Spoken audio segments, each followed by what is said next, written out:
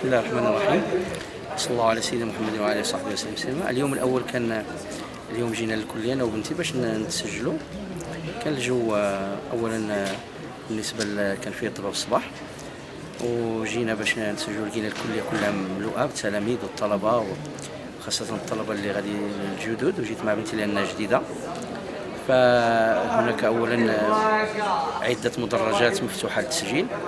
الذي لوحظ هو كاين عدد التلاميذ والاقبال كبير على التسجيل في الكليه ديال العلوم، وهناك تدخلات من الاداره كذلك لتمر عمليه التسجيل في ظروف يعني ظروف سليمه وحسنه وملائمه للجميع، رغم هناك بعض المشاكل كمثلا اكتظاظ في الملفات، عدم ترتيبها.